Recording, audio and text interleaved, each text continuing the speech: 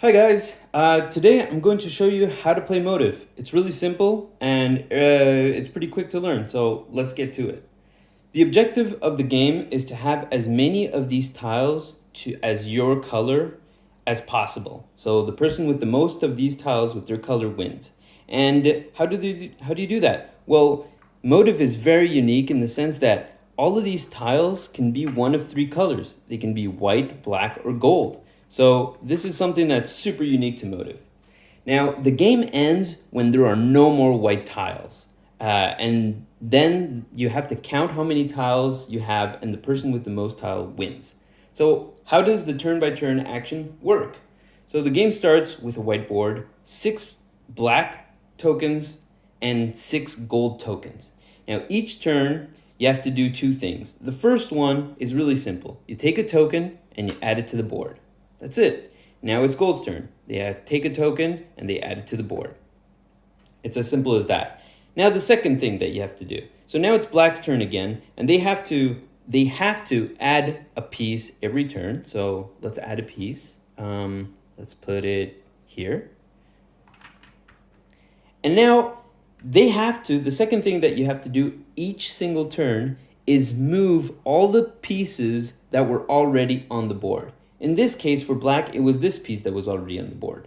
So they can grab their piece and move it here. So when they move, they have to change the tile to the color of the pawn that was on it. Okay? So before it was white, but because the token was already on there, they changed the tile to black, which is their color. That's great. All right, now it's Gold's turn. So it's Gold's turn. Now I'm going to add my token, and I'm going to move the token that was already there. So now I'm going to move it here. So, and I'm going to turn my tile to the color of the token. Now you're wondering, what is movement? How does movement work in Motif? Well, movement is super unique in Motif. You can move anywhere on the board. As long as to get to that position, you have to move up, down, left, or right. So let's say I want to move here. Gold can take their pawn and move it here. But how would they get there? So they would go down, right, right, right, up, up, up, up, left, and they would be able to go to this tile. So that's how Motif is. The only thing that you can't do is I wouldn't be able to do a diagonal or jump over another pawn. So I wouldn't be able to either my pawn or Black's pawns. So let's say I wanted to get this to this tile. I wouldn't be able to do up, up, right, diagonal. I can't do a diagonal in Motif. So I wouldn't be able to do like this. I would have to move around to get there. So that's the unique mechanic of movement about Motif. You can go over other tiles of other color. There's no problem to that. So once I move, I change the tile I was on to the color of my pawn. And that's pretty much it. That's all about Motif. Now, let's say it's Black's turn, and they want to do they're going to do a move. Okay, so adding and moving can be done in absolutely any order. So in this case, Black is going to move the pawns that are already on the board before adding the new pawn.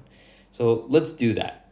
I'm going to, so when you're moving a pawn, you can either flip the tile before or you can flip the tile after. So in this case, I'm going to grab this one and I'm going to move it here, and I'm going to flip the tile that I was on.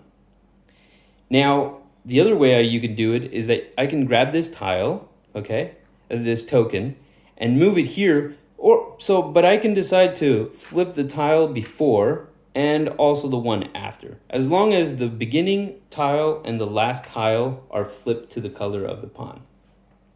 So that's that. Now I can add a new pawn to the board. So I'm going to add a new pawn to the board. Here you go. That's fantastic. All right, so we've understood how to start, how to add pawns, how to move them around. Now, there's one last rule that you're going to have to learn to be able to perfectly play Motif on your own. So when adding a pawn, where can I add a pawn? Well, here are the gold tiles. So these two tiles here, you can move them anywhere on all of these tiles, except for these three. Why can't you move to these three? Is because you would have to jump over a pawn or move diagonally to be able to access these three. So because these two pawns are only able to reach these tiles, that means that gold can only add a pawn to the reachable tiles here. They can't add a pawn to unreachable tiles. So as gold, I'm going to add my new pawn here. And I'm going to move the other two pawns that are already on the board. Now, when I'm moving a pawn, there's a little tip to know which ones I've moved, which ones I haven't moved. As you can see, there's like a little dot here. There's a little dot on the thing. And on the other side, there's no dot. So that allows me to help to track which ones I've moved. So for example, let's say I take this one and I'm going to go on the black one. Well, I'm going to flip this one on the other side. So like that, if I'm distracted and I go back, I know that I've already placed this one and moved this one, and I only have this one to move because the dot is at the top. So this time I'm going to take it and move it here and place it there and not forget to move the tile I was on. So that's it. And then it goes back and forth until the last person flips the last white tile.